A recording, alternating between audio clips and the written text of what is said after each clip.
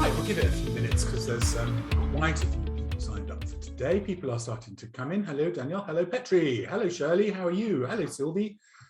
Great to have you all here. Thank you so much. We have a very big sign up for today. We've got 86 people signed up, which is fantastic. Eleanor, how are you? Javier, lovely to see you. How are you doing? Erica, hello. This is the update session for the quality seal.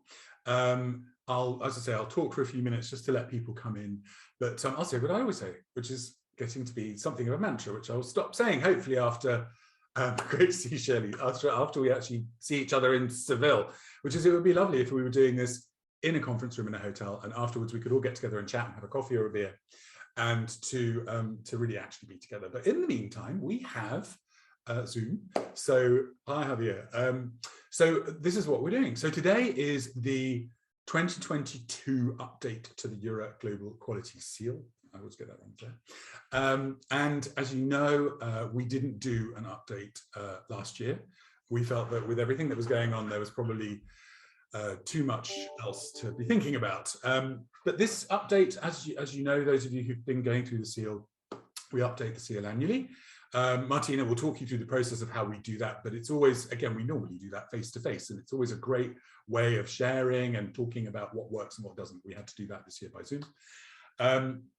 So what I will do, this session is being recorded, so if you need to step away, obviously I will send you, all of you who signed up, I'll send you the edited link to this early next week.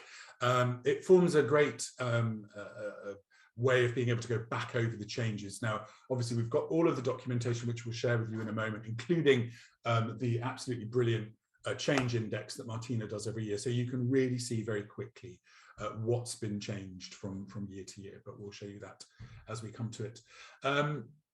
Other than that, Martina and I are working also for any of you who are new to the seal and need the full-on training.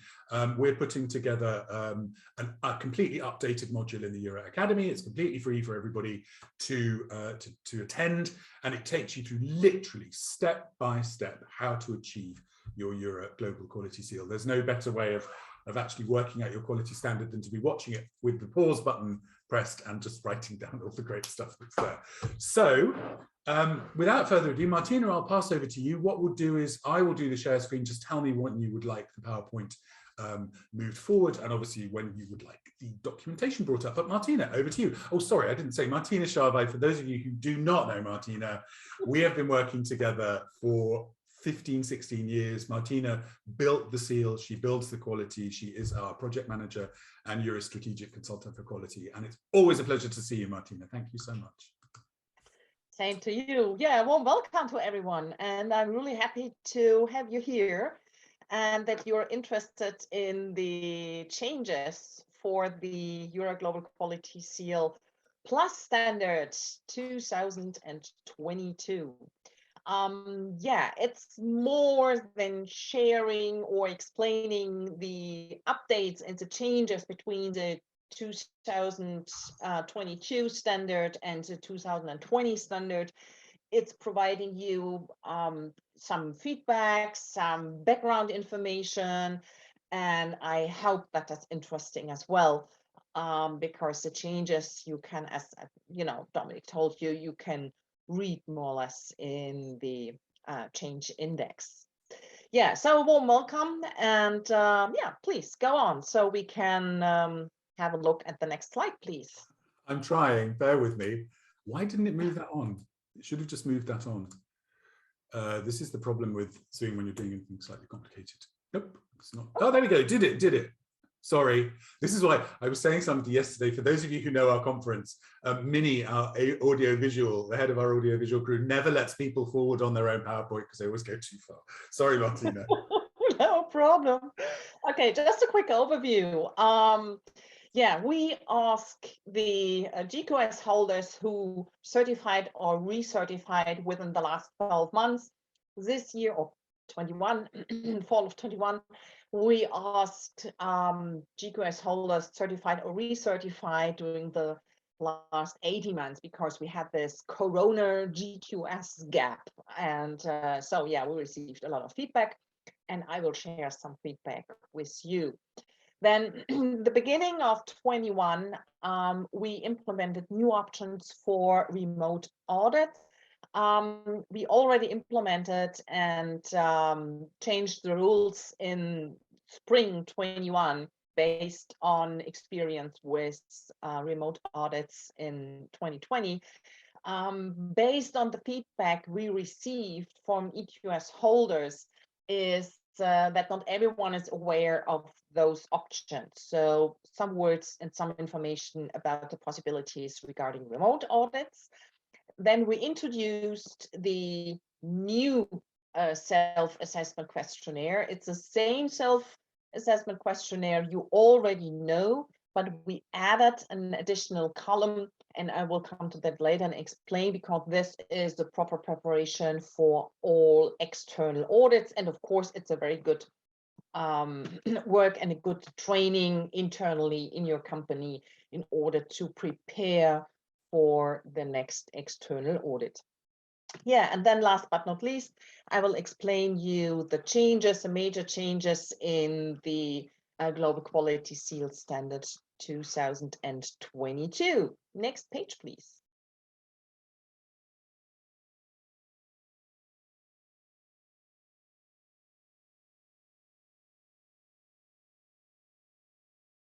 Thank you. GQS holders, actual in December or in October last year, we had 89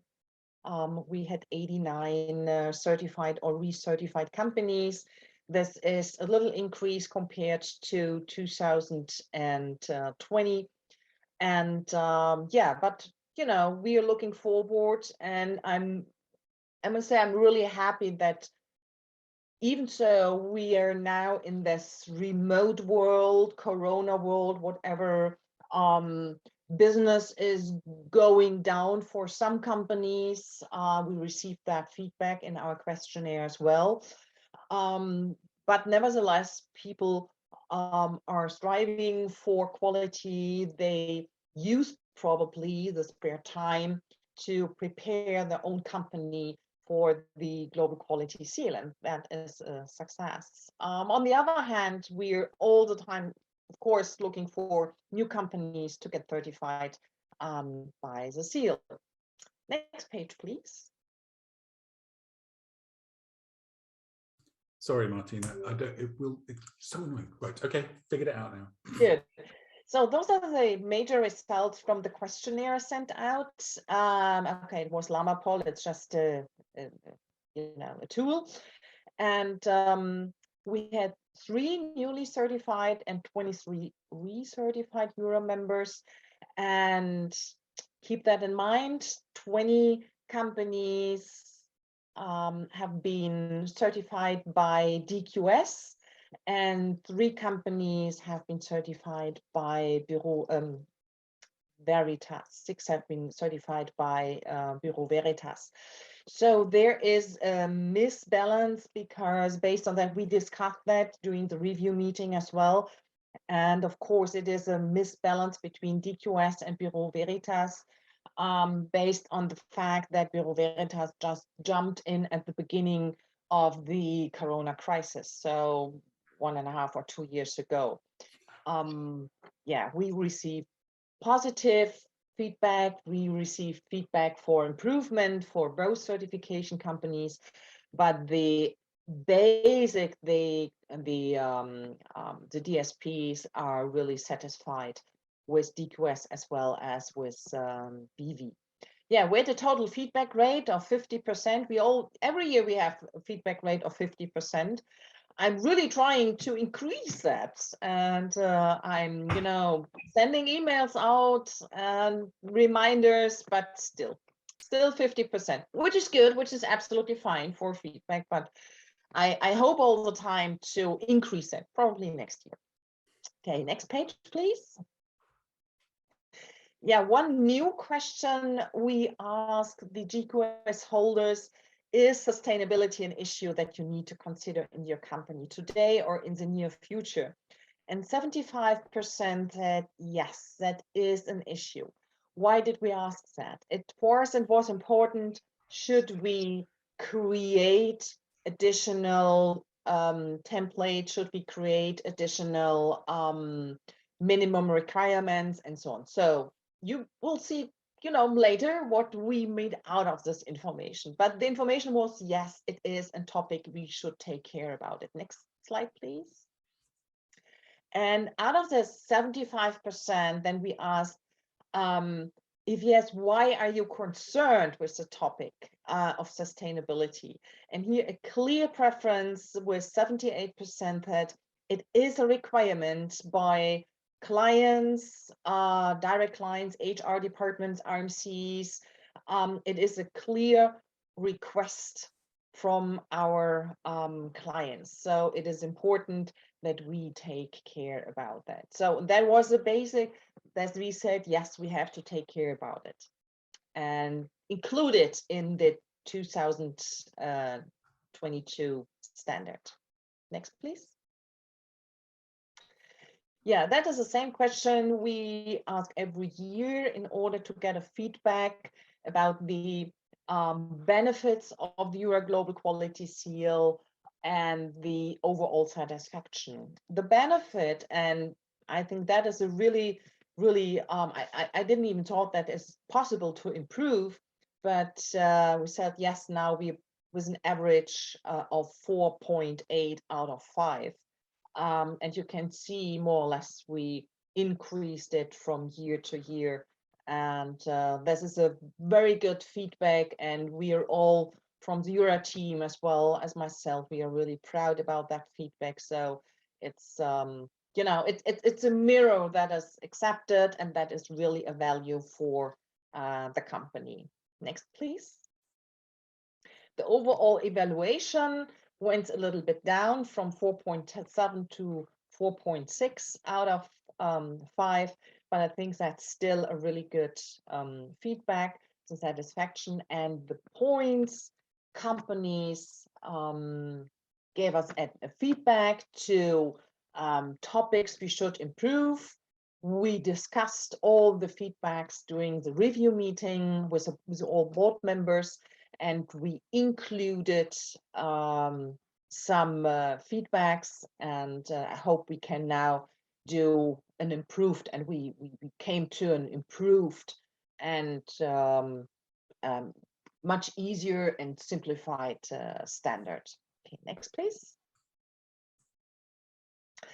Yeah, the new options for remote audits. There is a rule out there. So could you share that? Because I think everyone could receive that as well, Dominic. Could you just change to EGQS plus single multi-site remote audits 21 so that we don't want to go through all the requirements, just you have a chance to have a look at the at this regulation. That's the correct one, isn't it? Yeah. That is a correct one, right? So here you find all the regulations about auditing, timeframes, assessments, regulations for combined audits. So EGQS plus, for example, ISO 9001, all the different rules. And you find the new rules regarding remote audits at 3.3 and all the different requirements. So this is a regulation you might receive from your office, and I think you send it out with the standard and with the new templates for the policy, right? Yeah, absolutely. All goes out at the same time. Yeah, so just to have a look at it. Okay, then go back to the presentation, please. Sure. Well, I say that. we keep them busy. Perfect. So just to keep in mind, you can choose a remote audit. So a remote audit, of course, means that the external auditor does not travel to your site. He stays in his office, you're in your office, and you are doing the same as we are right now doing. So you're doing it remotely via Zoom or Teams or whatever kind of technique you are using in your office. we have some, minimum requirements in order to do so. Of course, it doesn't make sense that the external auditor is doing a remote audit for the initial audit. So for the first certification audit, that is not possible. So the first time an audit takes place, the external auditor has to come on site. And it does not, the possibility to do a remote audit does not apply to this combined audit, so GQS Plus and ISO 9001. There are, all certification bodies have different regulations when and why they can provide either 9001 or combined audits in remotely. But that depends on the country, on the regulatory offices and so on, because within the ISO 9001 certification process, you are, it's more strict than the GQS Plus. But if you just are a GQS Plus holder, and for example, you're going into the second, third, or fourth or fifth round, so in the 6th, 8th, 10th year of the external audit, and you stayed with the same, or the last time from, you do not change the certification company from last certification audit to the actual certification audit, you're allowed to doing it remotely. So it's an option you can choose if you think that is an added value for you. So that provides you and the auditor a little bit more flexibility. So you have to keep the certification body. So you're not allowed to switch between DQS and BV, and you don't have to have any non-conformities from in doing the last audit, doing the last external audit. So if you fulfill all these minimum requirements, you can choose between online audit, remote audit, or audit on site. That's up to you. Just to keep that in mind for your next audit, you can check by yourself. You fulfill the requirements, then you can check if that is a good option for you, which provides you an added value, and then you can discuss it with your external auditor, and you can go for a remote audit. Next slide, please.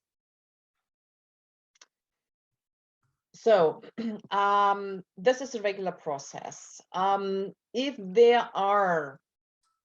If you do not fulfill the minimum requirements for a remote audit, and then you have very strange circumstances like travel restrictions, or COVID cases, or your external auditor catches COVID or whatever, you never know, then you can do it. But then you have to ask TAD or DOM for an authorization, just in case if you're not fulfilling before mentioned minimum requirements. So that is the way it is. So we are all much more flexible right now, but we still have some minimum requirements in cases. Next slide, please. So then the new self-assessment questionnaire. Now the self-assessment questionnaire includes a new column which shows evidences. Could you just switch to the self-assessment questionnaire, so you know probably all the old one. Now you see the new one. Yeah, you can see here, for example, we added the company name, audited by, remote, yes or no, who's the contact person, the auditor's name, date of external audit, because the self-assessment questionnaire is a combination for yourself, checking yourself, as well as a preparation for the external audit, and you send the filled-in questionnaire to the external auditor ahead of the external audit. So the external auditor, for him or for her, it is a good preparation for the external audit. So if you scroll a little bit further down, now you can see here the question It's the same structure as in the questionnaires before, but you have here the question, yes, no, if you receive it or not. I mean, if during the preparation process, before you send it out to the external auditor, of course, you should have there a yes all the time. And in the evidence source document column, the last column, you should implement the evidence, the document, the regulation, the quality manual. You can put in links as well. Probably it's not possible for the external auditor to check if the link is working, because, you know, if it's part of your intranet system in your office, you only can use this via inside your office. But anyway, there is a name, and the auditor can see, oh, well, okay, there is an evidence, there is a regulation, there is a link to your customer feedback database, there is a link to. So for the auditor and for yourself, you really make sure everything is in place and everything is well prepared. And if you have done it for the first time, and then you can review and update it from year to year. So it's much easier. You can go through if everything is still in place, if have you that's to check if you have to add something, to change some things, and so on. So it's and I think it provides you first of all, you and your company and your employees a good overview what is all in your or was a part of your quality management system, and of course as well for the external auditor to get a quick overview of the relevant evidences and sources and documents he has or she has to check. Okay, back to the presentation, please.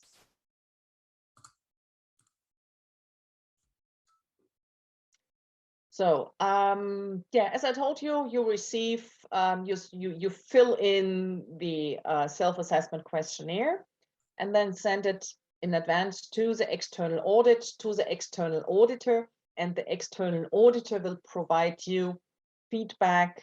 You know, probably he likes to see some documents in advance, or he has some additional questions and, well, now everything is fine. I have a look at them in doing the real audit. So whatever. So there is then starts a communication and the, you know, back and forth with the external auditor. Next slide, please. So now let's go to the changes. Really new is a new policy. It's a diversity, equality, and inclusion policy.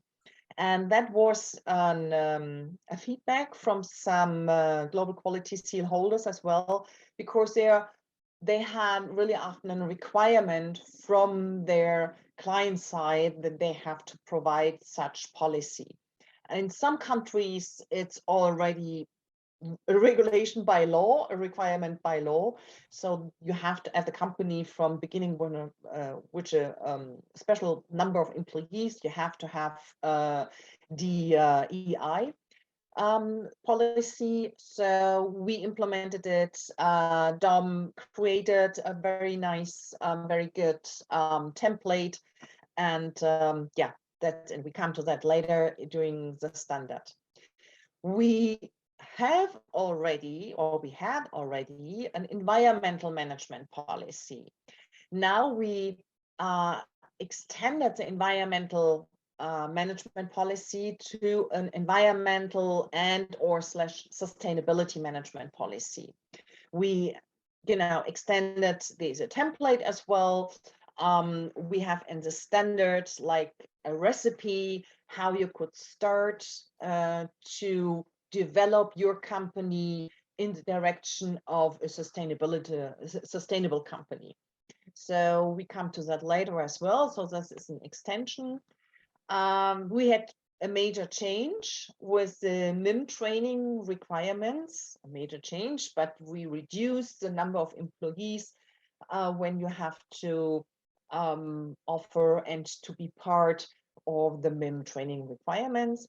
And we simplified the requirements for the document management and record management.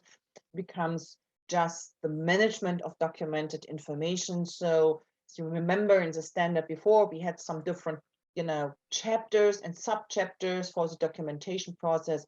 We now just have one chapter for documentation and one chapter for the internet requirements. So, and now we can go into the changes. Next slide, please.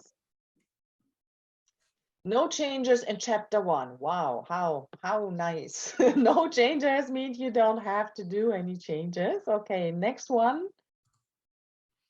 Chapter 2, here, of course, we had some changes based on, you know, changes if we introduce a new policy.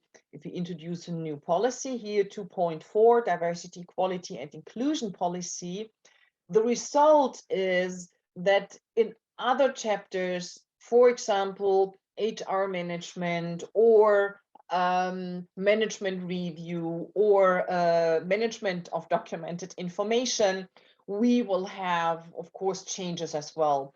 So this is based why it is. And compliance management is the same, because during compliance management, you have to make sure that all your policies, all your standards are followed. And of course, we have to introduce a diversity, equality, and inclusion policy as well. Then we had changes in the health and safety policy. And as I mentioned before, in the environmental sustainability management policy. So why in health and safety? You can see that later. We had double requirements. Now we introduced the diversity, equality, inclusion policy, and then we had doubles with the health and safety policy. So we took out requirements from health and safety and, you know, put it in simple and simple policy DEI. So next page, please. Thank you. Yeah, I told you the minimum requirements here, compliance management, we had to introduce, or we introduced the diversity, equality, and inclusion policy. And so, yes, we had to implement it here as well, because, yeah, to be compliant, you have to follow all your policies as well. Next page. So, and now the new policy. The minimum requirement for all policies is the same. The policy has to be developed, implemented, appropriate to the organization. The policy has to be compliant with the local and international law. It has to be documented, communicated, and understood within the organization. And the policy has to be reviewed at least once a year during the management review. This is the same minimum requirement for all the policies. And now it's much more interesting, because now we come to the to the explanation side. Next slide, please. Yeah, here we say, well, you have it's important that you define your policy, that you define your way, what you're doing, how do you encouraging diversity, equality, and inclusion among your workforce, that you don't need to make sure no discrimination is in place between or within your team, your employees, your partners, subcontractors, customers, and clients, and so on. I think that is a point or a topic which is, which is up now for, more or less 1-2 years, depends on the country where you're located, but this is nothing really new. We now put it in a policy. So, and then some information, the policy purpose should be to provide equality, fairness, respect, no discrimination of any kind of, gender, religion, belief, political opinions, sex, sexual orientation, whatever. Next slide, please. And of course, you should avoid all forms of unlawful discrimination. So we or Dom put that all together in a policy. Could you share with us the policy, please, the template? Yep. Which one is it? That one. Okay. There you go. Let me just resume share. Okay, can you see that? Yeah. Perfect. Like all other policies, this is an example. It is a template, okay? So it is important not only to put in your company name, where there in Quackbricks is your company name. It's important that you adapt this policy to the specifics of your company, of the specifics of your country where you're doing business in.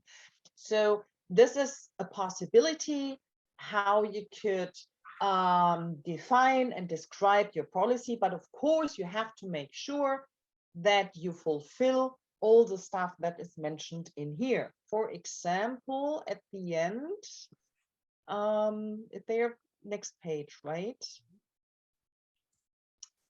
So, okay, for example, last paragraph, the diversity, equality, and inclusion policy is fully supported by senior management and has been agreed with trade unions and/or employee representatives. Here, I mean, read it and make sure that you have done this. If it's not relevant to you, then, you know, take it out and describe it how you are doing it. That is important. Details of the organization's grievance and disciplinary policy and procedures can be found at describe here. Where is it located?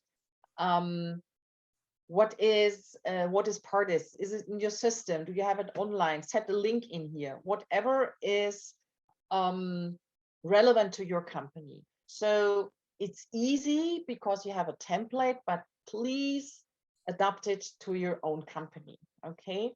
And it's a good basis, but make sure you're doing all the stuff that is written in here, because your clients, you know, if sometimes clients ask for this policy and you have to send it to them, and everyone outside your company or even your employees, for them it's true, and it's important that you fulfill the topics you're describing in here. So please go ahead and adapt it to your own company. Good. Back to the presentation, please. Brilliant. Susie's just put a question in the chat. Yes, we will happily share the DEI policy. Of course, it will go out in the information pack to everybody who has the seal. If you don't have the seal and you'd like a copy, just send me a mail. Right, we'll go back to the presentation. There we go.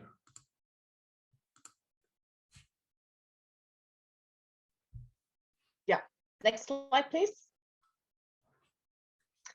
So, as I told you before, we had this double topics in here. You can see here in the explanation side at the health and safety policy, we asked you already about discrimination, to taking care about discrimination and no bullying and so on. So we deleted from the health and safety policy because we don't need any doublings in within the standard. Next page, please. Oh, there we go. Yeah, environmental sustainability management policy from the minimum requirement side, no changes, but now you will receive the recipe how to become how to become a sustainable company.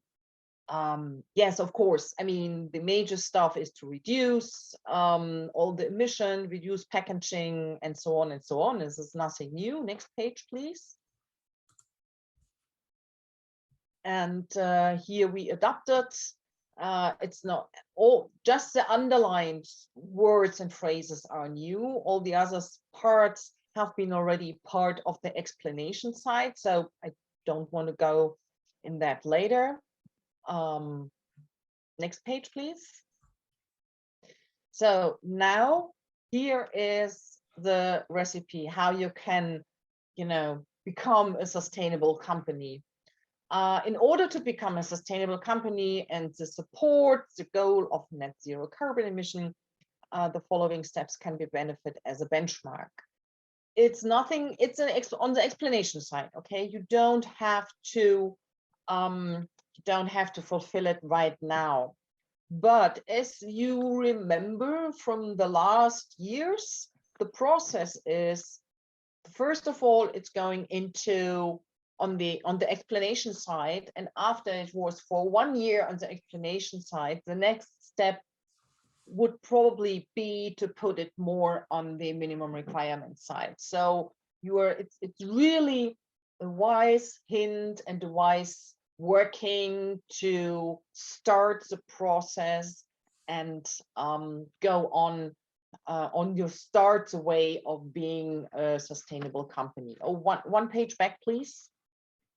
I'm talking here around. Sorry. Back. It keeps going forward. Yeah, the other back. I can't make it go backwards. I can only make it go forward. Stop it. Right, I'll stop and I'll go back. Hang on. This is Zoom is not built for great screen share. It has to be said. Right, I want this to go back to where it was. I want to change the view.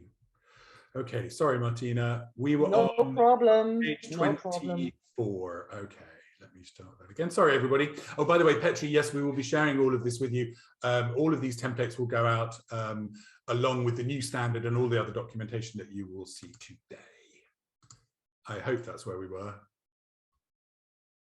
That looks good. Okay, so first step you should do is identify your company's direct impact on the environment. For example, the usage of water, electricity, gas, office supplies, whatever, usage of paper, printer, the quantity of waste production, you know, the carbon emission due to office heating and so on. The point is you have to do and to collect quantitative data. It doesn't matter if it's, you know, really 100% correct. Sometimes it's probably an estimation, but that is fine.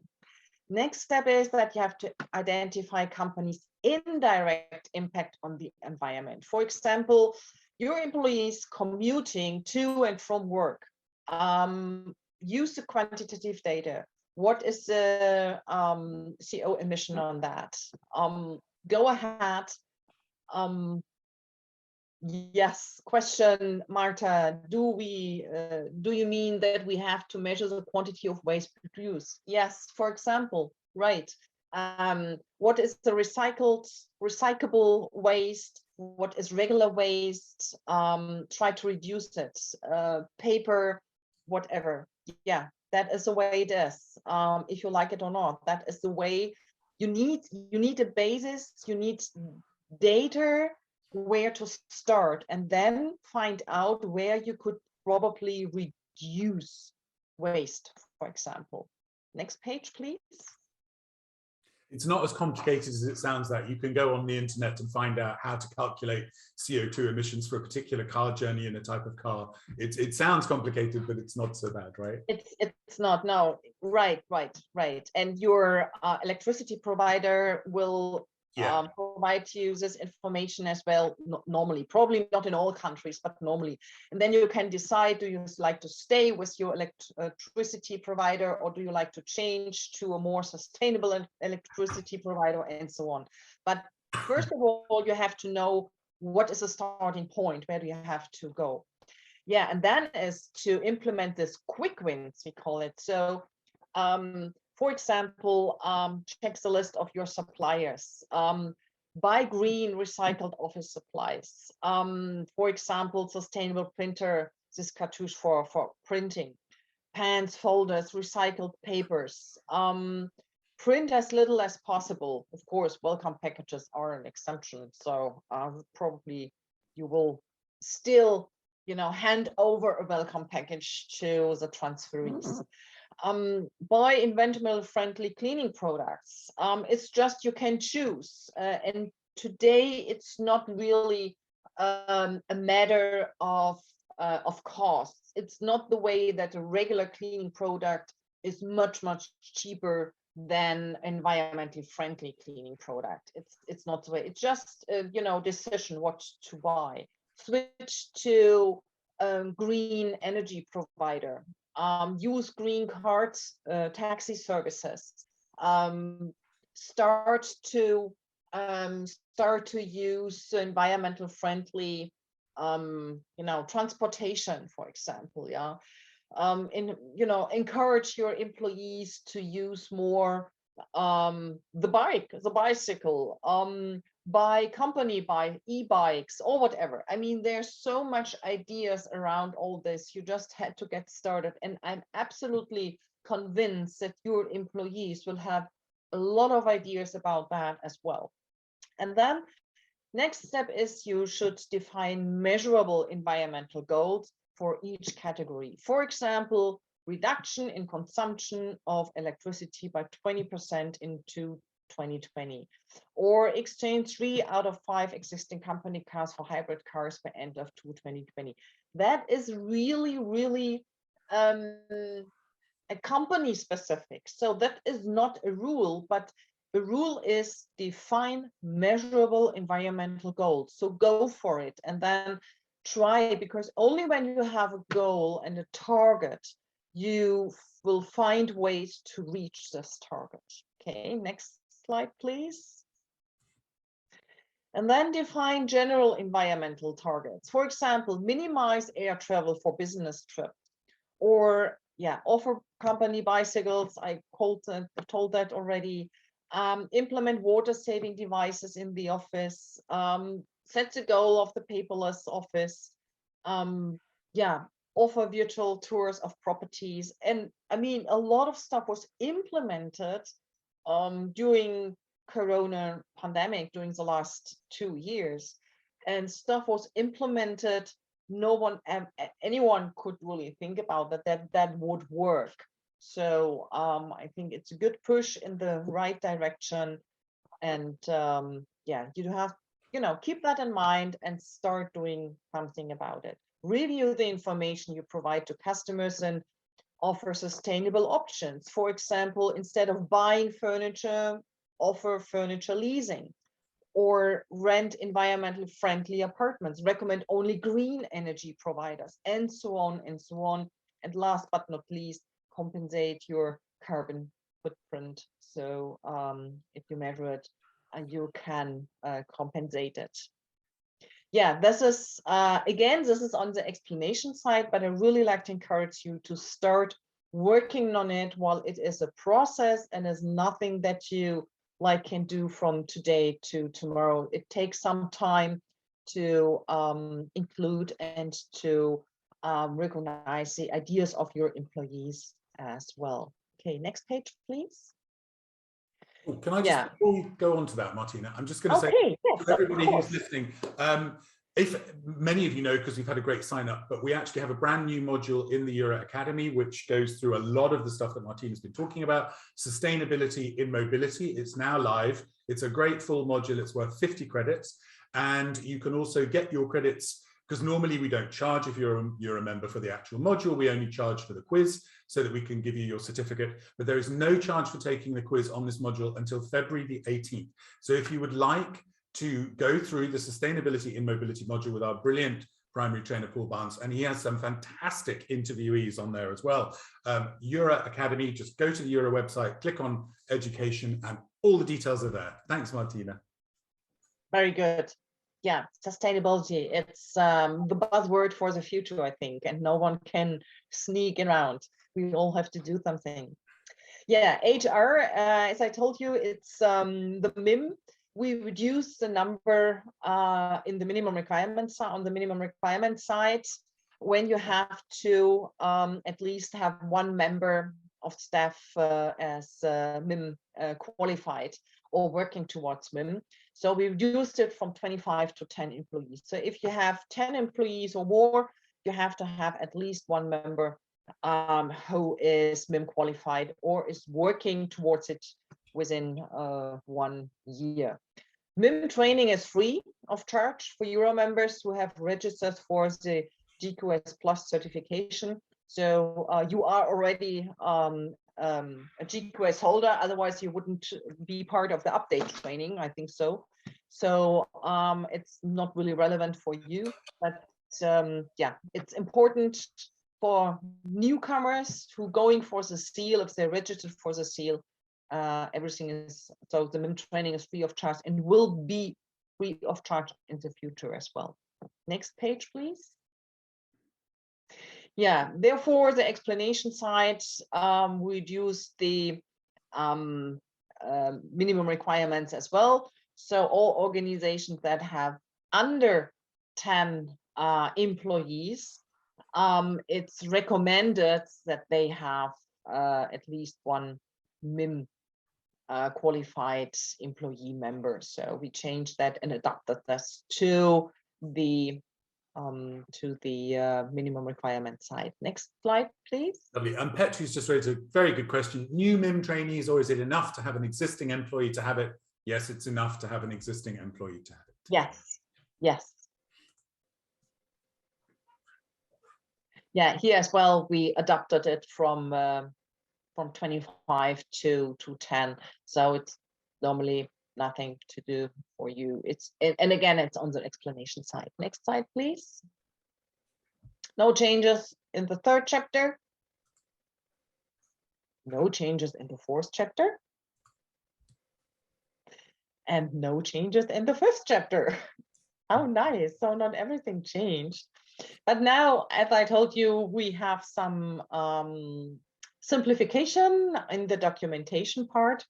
And the quality manual, next page, please. It changed based on the new policy we inserted. So 2.4 now is diversity, quality, inclusion policy. But again, this is the explanation side.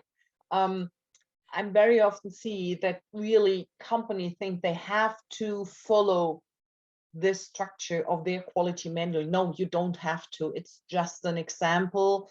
You can do it. You can find your own structure.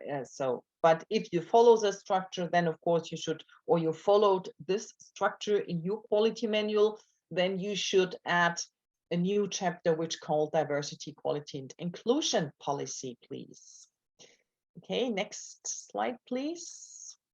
Documentation. The quality documentation changed because we are not talking about external documents, document management, and record management. Now we're talking about management of documented information and the internet. That's it. 2 chapters. Next page, please. Yeah, what does it mean? So documented information means all information that are relevant for the business you are doing. You still, of course, have to define how do you like to manage your documents, your files, your customer files, and so on. You still need a version control in whatever kind. That's completely up to you. Some companies have like filing systems. I'm now very often see, not only in the relocation industry, but in other companies, they're doing everything via Teams. So the whole organization of documentation and documents is via Teams. So all employees can, use Teams and have access to Teams and so on. But it's completely up to you. You just have to make sure that you have a clear system, that everyone, that you make sure that everyone is working with the actual version of documents and so on. That is the idea behind it. Next page, please. And then we put all the stuff together. We do not, make difference anymore between records and documents. Those are all documented information. And of course, you still have to know how long you have to archive such documented information, customer files, clients files, records, contracts, whatever. That is normally it's legally regulated in your country, and you have to follow those law requirements anyway. So and information have to be destroyed in a secure manner. That's nothing new. It's the same as we had already before. Next page, please. And yeah, still some adaptations to the chapters. Need a clear labeling of received customer files and so on and so on. So it's not that many changes. It's more simplified. We took out some requirements that are not relevant anymore. And I think that makes it a little bit more simple to work on it. Next page, please. And now here you find, and that might be interesting, in an overview of all relevant documented information you have to have. That is important for you, and you can use this as a checklist to make sure you have all this information somewhere in your files, in your system, and you have access to it, and they're actual, and you're working with them. That is the most important stuff. Next page, please. It's just the list is going on. So all these documents are the seal standard you will receive. We did the changes we just discussed. We adopted the glossary of terms. It's just, with sustainability and so on, we add some new information. You receive that as well. We had a look at the quality seal self-assessment questionnaire, including the evidences. I hope it's clear what you have to do with that. Then what you will receive is a change index 2020 to 2022. Probably may have a short look at that, Tom. Yep, absolutely. I will bring that up on screen. Change of indexes here. Yeah, same like the years before. If you go to the next page, then you can see. Oh, hang on, it's put me on pause. There you go. Yeah, here. So the chapter, then the changes, and the evaluation is if you have to check and to do some changes, and if you need some action is required, or if you really have to do some changes in your quality manual, for example. So here this is focused, the change index is focusing just on the changes, so it's not the complete standard. If you will have a look at the complete standard, then you find the new implementations, they are all underlined, so you can easily find there, for example, is the policy. And then here 2.4 is the whole chapter. 2.4 is new. For example, if you're then going one further down, 2.5, here, for example, the health and safety policy, here is the eliminated recommendations because there have been doubles in there. And you can see here 2.5, the 5 is underlined because the health and safety policy in the last version was 2.4 because we introduced the new policy as 2.4. So 2.4, 2.5, all the chapters get one up. So that is the principle. Then I showed you the EGQS plus single multi-site remote audits and policy, and we had a look at the diversity, equality, and inclusion policy as well. So any questions? So this are all the changes, a lot of new changed, revised, reviewed documents. Questions? Any questions? You can put them in the Q&A or just put them in the chat. That would be great. Eleanor, I will, hang on, let me see if I can unmute your microphone. We're having technical issues, so I'll try. Eleanor, hello. Hi, hello, how are you? Hello. I'm good, thank you. Nice to hear you. Great. Good to see you. Good to hear you. So I indeed have a question. I understood that one wasn't supposed to have a recertification remote when the first certification was remote already. But we have certified for the first time in 2020. That was in the middle of the first pandemic. And I have now a new appointment with Jochen from EGQS for the recertification in March, and that will most probably be remote again. Is that a problem? Should I anticipate on that? No. So the first audit was with Jochen as well? Yes. Okay, so you did not change the certification body, no. Which is fine. Then you did not receive any non-conformities during the initial audit? No. No, that's fine. So in 20, we had a very special situation with COVID. So I would say it's fine in 22 from my side in 22 to do it remotely as well. Okay, good. And Thank you. Same from us. Nice to hear from you. Right.